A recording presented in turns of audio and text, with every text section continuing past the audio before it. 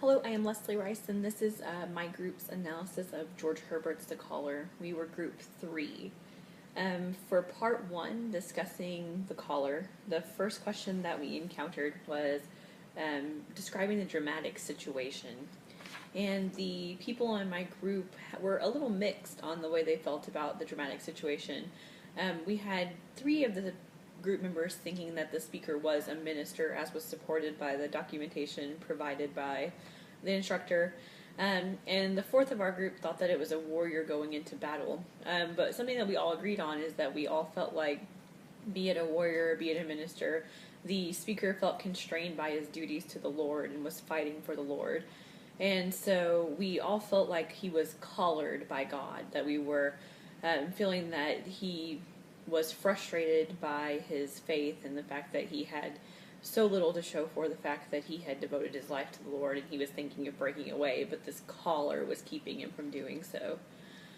Something that was mentioned by three of the 4 members of our group was that as the speaker continues to speak, his anger builds, his frustration builds, and toward the end of the poem, he really reaches that point of clarity because his anger built to such a point. In the second question, the question was, what was the connotation of the use of the word fruit as a reference to the minister?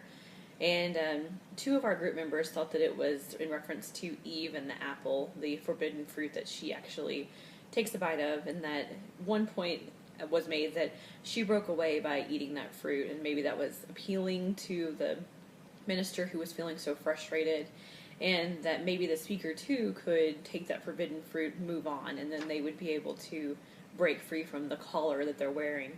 Another group member thought that maybe it was the fruit of the minister's labor, and that the minister had done all these things and spent his life devoted to the Lord, and the fruits of his labor were not showing the way that he wanted them to.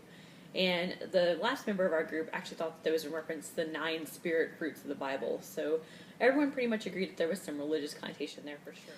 We were discussing the title, the collar, and how it fit and how that fits into the central theme and the paradox of the work.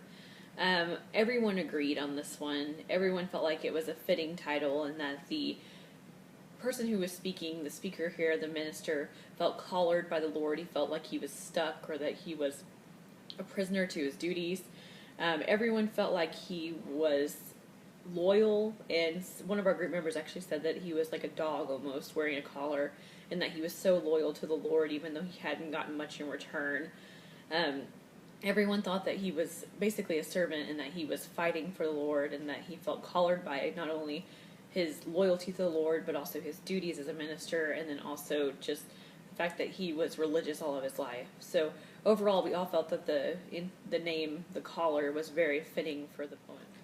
For the second part of the assignment, our group had to look at George Herbert's poem, Love. And we were able to answer 2 questions about that, and the first one was to describe the dramatic situation presented in the poem.